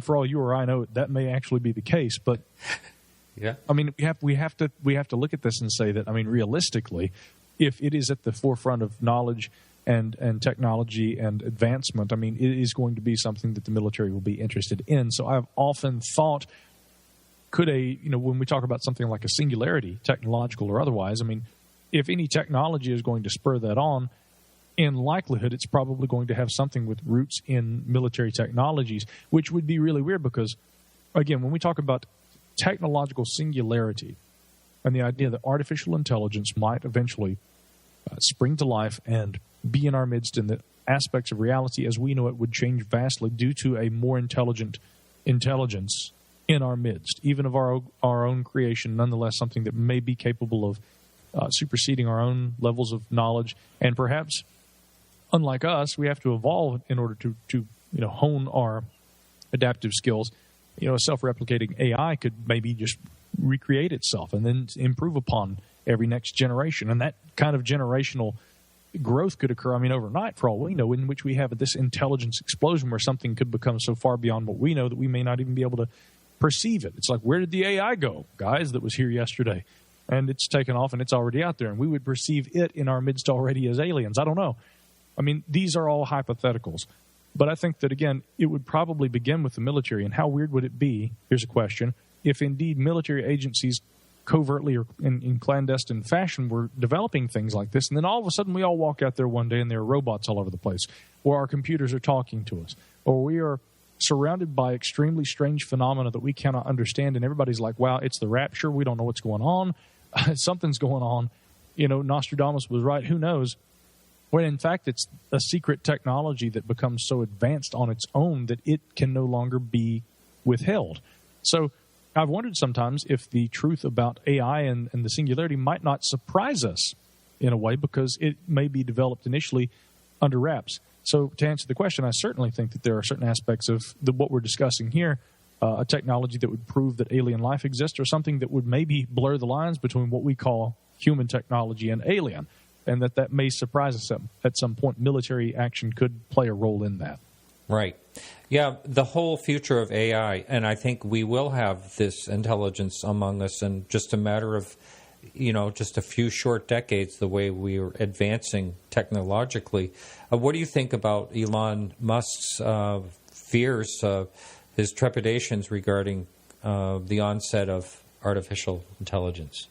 Well, I like Elon Musk a lot, and I really respect the guy for what he does. I've given him a hard time in the past because I think that during interviews where I was so interested in hearing what he had to say about AI, he would just kind of stumble through it and didn't seem, maybe he's not the greatest speaker, but I think that something very important that we have to remember is that the way that a person speaks is not necessarily, in all cases, a direct reflection of their mind. Perhaps Sir Stephen Hawking is the best example of that. The man can't speak at all. Obviously, at one time he could, but nonetheless, he's one of the greatest minds in the world, and he's wheelchair-ridden, unable to move, can barely even smile anymore.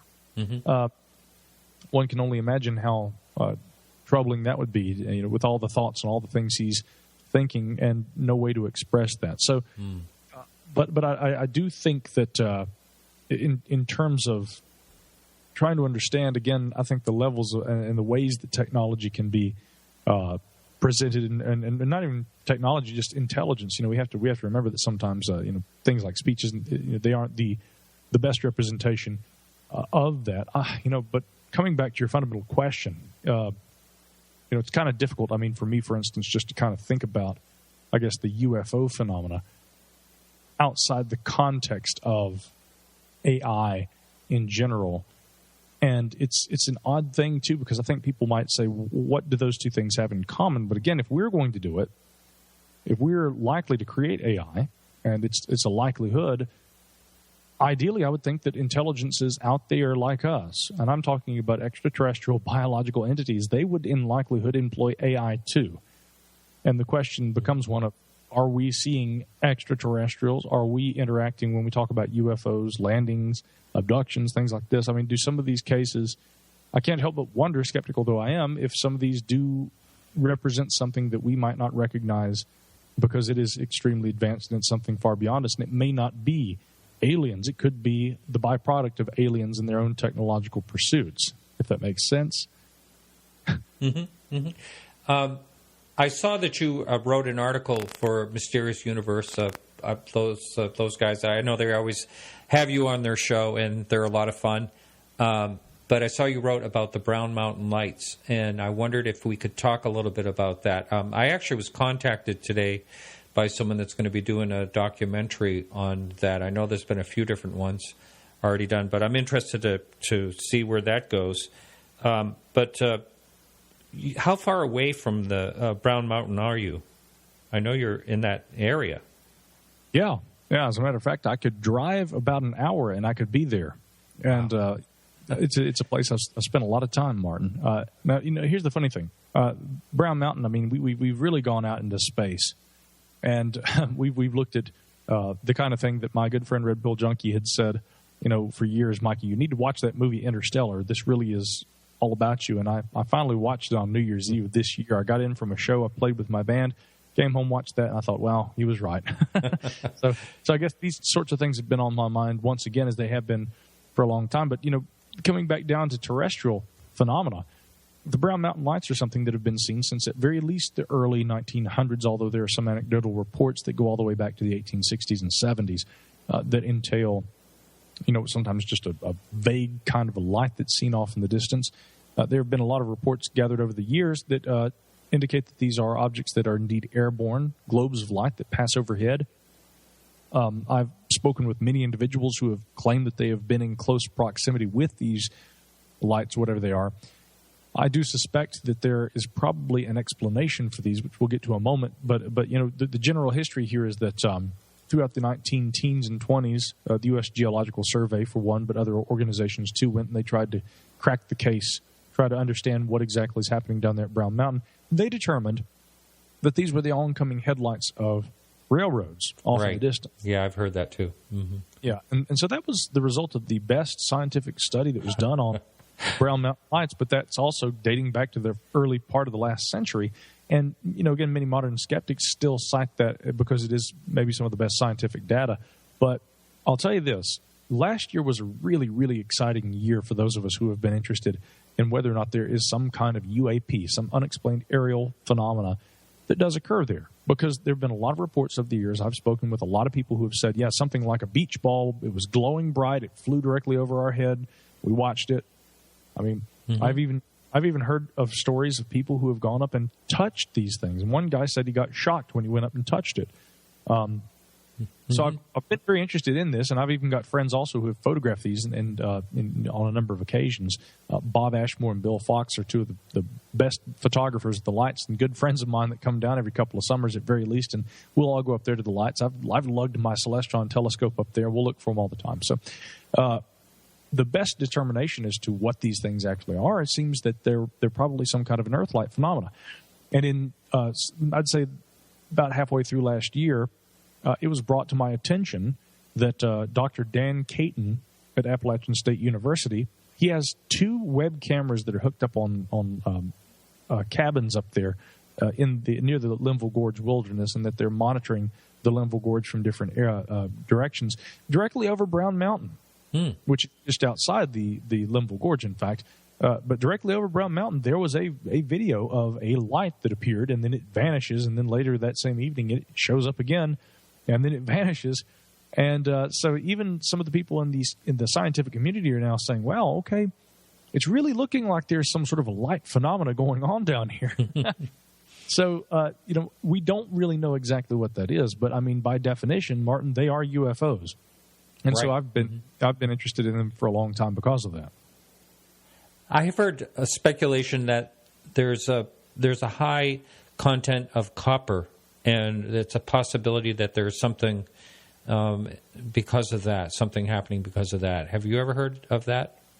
I haven't heard about copper. I've actually worked with a number of geologists down there in that area over the years, and one of the geologists that I spoke with said something that I think there's a lot of literature out there that deals with this, but I've seen this for myself. There are, if you take little dust samples, there are metallic and sometimes even magnetic traces in the little the mineral deposits that you find. But the most prevalent mineral really that's found anywhere around Brown Mountain or throughout the gorge is quartz. There is a lot of quartz, which is something that led certain researchers over the years to assume that perhaps quartz being piezoelectric. This is kind of cool. You can take 2 big hunks of quartz and just bang them together and they'll produce a little spark, or you can rub them together and the 2 pieces of quartz will actually glow, and that's because they're piezoelectric. That means that they emit electrons when put under pressure. And so some people had begun to wonder, could the quartz have something to do with what is causing these lights to form? Now, I don't know that that's necessarily the case because I've never seen quartz put under stress creating something along the lines of ball lightning. Then again, by the same token, I mean, it may be a very unusual geologic location, and that the mineral content of the mountain there, and the gorge in general, it may just be a very unique area that is conducive to the formation of some sort of a natural phenomenon like ball lightning. I think, however, what may be more likely, which is very interesting too, is that the Linville Gorge and this entire region right through here where I live exists on the Brevard Fault. What is less often discussed is that although Brown Mountain seems to be one of these hot zones for these lights, I mean, these things are seen all the time down near Columbia and Charleston, South Carolina. People all down through South Carolina say that frequently we see these lights raise up out of the ground and off, through the trees. And there was a gentleman down in Alabama who wrote to me just the other day and sent along some photographs. And he said, if you want to come out this summer and watch for these lights with us too, they're usually amber yellow lights that will move through the air. I'm really beginning to think that the Brown Mountain phenomena, for some reason, there was a local legend that was built around it that became extremely popular throughout the middle part of the last century.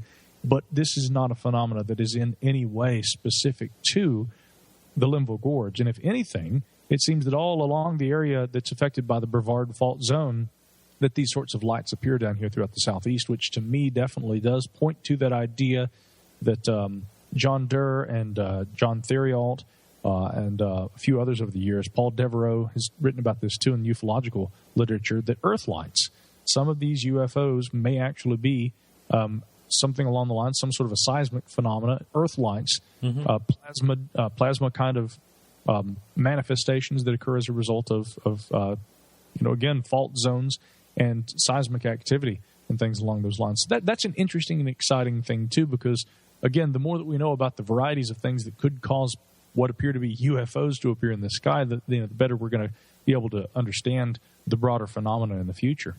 Right. And then there's places like the Hessdalen lights. I'm sure you probably looked into that a little bit. Yeah, there's also Paulding, I think, which is in Illinois, if memory serves. There's, of course, the Mako lights in Texas. There are a lot of places where, again, very, very similar phenomena, and some of them are very well known, some of them aren't known very well at all. Again, in South Carolina and Alabama, these seem to be some of the lesser well-known, but they're nonetheless prevalent. In fact, if anything, they appear to be maybe more prevalent in appearance than the Brown Mountain lights in a lot of ways. So, wow. Yeah. So, in fact, I hope to spend every year I spend a little time trying to get out there and trying to study some of this. But I hope this summer to really, really get my nose to the grindstone, so to speak, and get out there and try and look into this throughout the southeast at least. Along those lines, what is your thoughts on these hot spots that have nothing to do with like Brown Mountain, but hot spots where people see a UFO? This is one thing that's totally baffled me. Is they'll see, like, say, the Belgian, flap during the late 1980s, where everyone sees a UFO show up in one place over and over and over and over again. To me, it's puzzling. Like, if for instance, if perhaps they were extraterrestrial, why would they hang out in one location? Why would they keep coming back to that one single location? Always baffling. It's always good to hear, what someone else thinks about that. Yeah, the idea of a UFO hotspot has always seemed kind of strange. Let's remember that John Keel, back in the 1960s, was not drawn to Point Pleasant, West Virginia, to look for this fabled beast, the Mothman, which even Keel himself espoused a certain degree of skepticism about years after the fact. He'd gone there because people were saying that up there, around the Ohio River Valley Basin, in parts of West Virginia, Ohio, and the like, that people were seeing these weird lights that would hover over the treetops at night. And a lot of these kinds of things over the years, to me, have begun to sound more like these purported Earth lights. Some of them, though, are described as being roughly saucer or disc-shaped.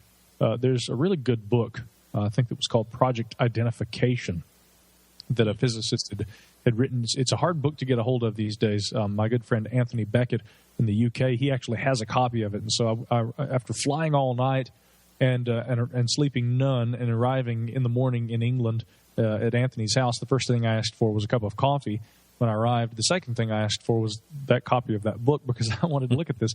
And it was all about a physicist and a group of volunteer students who, over the course of several years, had conducted a very serious scientific study of lights and various UFO phenomena that would, again, seemingly reappear in various locales, and hence they were able to, at least to some degree, anticipate where these locations would appear. So the idea of a UFO hotspot, to me, says an awful lot about there being an environmental cause underlying what promotes the recurring appearances there. Whereas, again, the nature of the UFO phenomena with regard to, undeniably manufactured aircraft of some kind, however exotic it may seem, something that is clearly technological in origin and under intelligent control, that doesn't seem to be something that can be very easily pinned on a so-called hotspot. So my gut tells me that over the years, there are locations that sure have been associated with paranormal phenomena, maybe UFOs or some of that.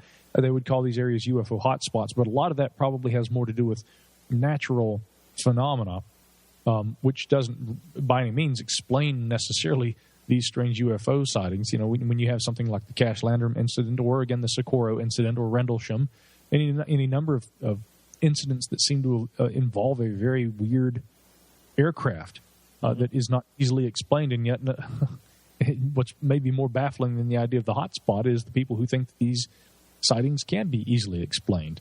And again, I guess I'm taking a jab at the skeptics who I don't think well enough about these cases. I think that we have to either understand that some of these cases do fall outside the data set that we can easily rationalize, and that doesn't mean that they couldn't be explained, but that we just probably don't have enough information. It's either that, or yes, indeed, we have had a complete and total misunderstanding of human psychology and what drives and motivates people to lie and to think that they've seen things that weren't there. Either we're going to have to rewrite the psychology textbooks, or maybe we need to pay attention to some of these better cases. But yeah, the hotspot thing doesn't necessarily seem to equate to those, if that makes sense. Mm-hmm. At least not. Well, what about, you said earlier that you were friends with Mark D'Antonio, and as well as I myself am. And what do you think about things like the situation that he's trying to get involved in, the UFO talk, the UFO detection, and other people that are trying to do UFO detection? Do you think it's a waste of time?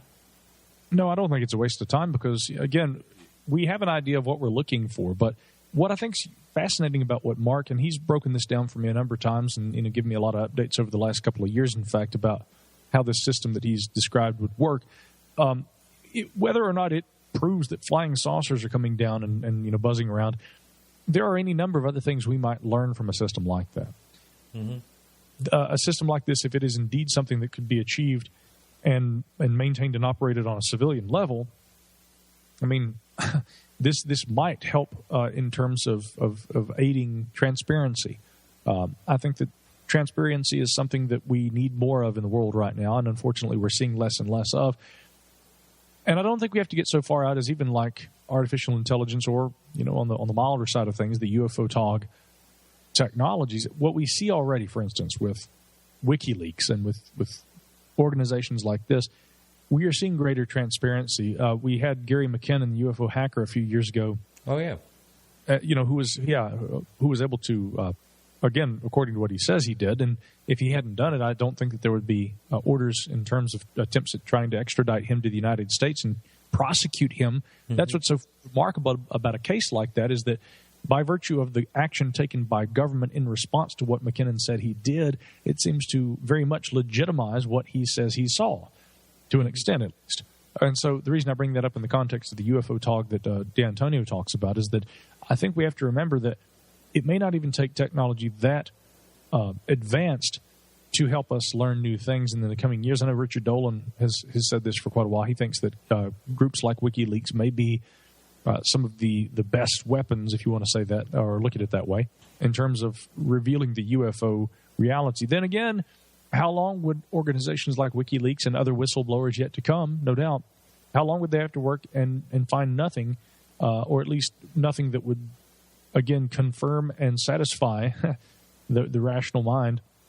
How long would they have to work before we'd have to say maybe this phenomenon is not what we thought it was? In which case, a system like the UFO TOG, we may not learn about UFOs directly, but there may be other things that we would benefit from, and other kinds of phenomena or technologies even that we would take on a better understanding of through the implementation of a technology like that. So to me, it comes down to, And yes, some of those may be government. So to me, again, it comes down to, I think, it's always admirable when people have an elaborate idea that may change the way that we see things. And what we can always hope for is that on a citizen level, the citizenry can find methods of funding. And once again, technology helps a lot with this, because crowdfunding has really helped get a lot of innovative ideas off the ground in ways that you used to have academic funding or government, taxpayer dollars or something like that behind it just to be able to get it done. Nowadays, if you've got a good enough idea and you can get enough people excited about it, you launch a Kickstarter or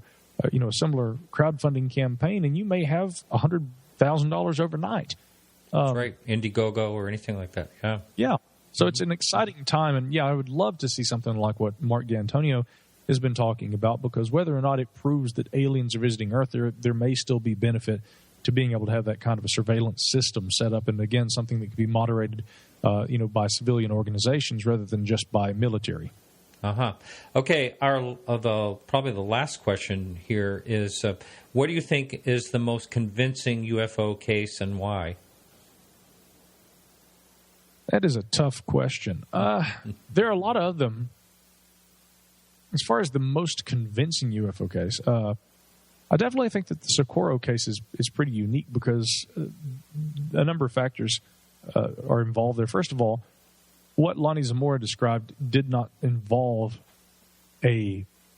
what sounded like a helicopter. I mean, I dare to think that, by that time, that the man probably would have, and when I say time, by that period in history, that man would have recognized what a helicopter looked like. I mean, I think that if memory serves, helicopters weren't really used extensively until around the time of the Korean War, at least as far as military operations and things like that. But by the time of the Socorro incident, it seems unlikely that he wouldn't have recognized a great big landing module attached to the side of a helicopter. Maybe, though, we should look at other cases and consider whether that was the case there, because we look at Antonio Villas-Boas. He was allegedly abducted in South America. Of course, this case involved a large egg-shaped object descending down over the field and everything. And I was remarking to my friend Nick Redfern, well, come on, it's not like you wouldn't have recognized a helicopter or something. And Nick says, oh, no, mate, hold on. No, don't get ahead of yourself. Now, let me. So he goes and he gets his documents and he reads the actual portions of the excerpts from the initial interview with Antonio, in which he describes that there was some sort of an object or something spinning above the large egg shape. And I'm like, oh, wow. He really did describe like a helicopter. Incredible. Which I don't doubt that I don't think he was a liar. Again, I think that there are a lot of these abduction cases where, and Mark Pilkington did a great job where he covered some of these in his book, Mirage Men. It seems to be an awful lot like a lot of these abductions have been staged over the years. So what is a good case that really seems to really suggest something weird was going on? Socorro incident might be one of those, but the other one that really comes to mind, and the one that I'd probably go with to answer the question, would be the Cash Landrum incident. Betty Cash and Vicky Landrum, I mean, it seems very obvious that they were physically affected by something that they observed. And I've heard certain skeptics go so far as to suggest that Betty had laid under a heat lamp with a piece of cardboard over her with holes punched in it to recreate the effect of the sunburn that presumably wasn't really a sunburn, but burns from radiation, and that she had drank chemicals in her house to make herself sick and nearly killed herself so that they could hoax this UFO. Unbelievable. Let's look at this from a different angle. Again, of course, these kind of allegations come out after both the women are no longer with us, and thereby they can't defend themselves. Let's look at this from another angle. Why is it that when a skeptical debunker has to break down and debunk one of these cases, that they, not always, but generally tend to take the attitude that a person who claims they've seen a UFO is either looking for recognition or they're trying to find a way that they can make money off of this. Now, you could also say that, well, then again, though, there's a little industry within the UFO community of people who are out there selling their books and they're making their lectures and they're getting rich. Let me tell you, as a UFO lecturer, as a UFO author, if I wanted to get money, guys, if there were ways I wanted to be able to go out there and make money, I'd find much better ways to make money without talking about UFOs. So this assertion that people are just in this, whether they're the experiencers or the people who want to talk about it, and try and educate people about this, that it's all about money for them, and that it's all about fame. That is in itself erroneous, I think. It's certainly true in some cases, but it's just not right to assert that that's always what motivates people to say they've seen a UFO, which is what people have tried to say about Betty Cash and Vicki Landrum for years. What we seem to have is that two women were affected by something that they saw, physically affected, perhaps also sickened by it. And it, who knows what that object was, but it seems very likely that they saw something that couldn't be explained, and that maybe there is an explanation, maybe even a simple one for it, but the data we have before us does not allow us to come to a complete determination about what may have been experienced. I think that's a really good case, but the sad thing is that's just one I could name. We could go on all night and we don't have time. I think that there's plenty to look at. Maybe we just need to start thinking about things differently and put our prejudices and our biases aside and say, look, we can be skeptical, but we also have to be open-minded if we're going to learn anything about what's happening in the world around us, whether that has to do with UFOs or anything else. Excellent. Well, I know you did some work on the Incident Exeter case, and I'm actually, as the crow flies, I'm about 50 miles away from there, and actually lived right, I had a property over that way. So I know you looked into that case. To me, that's that's another really good and baffling case. Yeah, it is a really good case. I'm not, again, to this day, I'm not sure exactly what was seen, but I know that the descriptions and what was given, to me, seems to warrant something a little different from just, we cannot deny that there was a Air Force training operation that was occurring that night, but the idea that the object in question that was observed was simply one of these, I don't know. Part of the problem, as you know, Martin, with these UFO cases, the classic UFO cases, is that years after the fact, sometimes there is no more forthcoming information. Then you got cases like Rendlesham, where we do seem to find out new things. We get new testimony and people coming forward, and new books are being written. But for ufology, if it is to move forward and to be anything more than just a fringe science, at some point we're going to have to start being able to find better ways to track this phenomena as it's occurring in the present, not being, fixed on and preoccupied at times, I think, too, with the classic cases. UFO, I think, studies, ufology should not be UFO history, and exclusively that. We need to look forward at this phenomena just as well as we have taken time to look backward at it.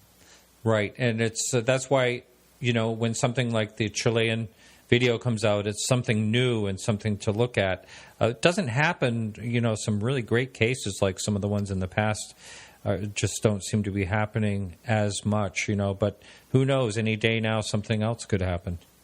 Yeah, well, and that's something that, I've argued a lot, and other people, I know Nick Redfern has said this too, it's like, it seems that at one point, maybe a few decades ago, UFOs were seen all the time. It was a household term.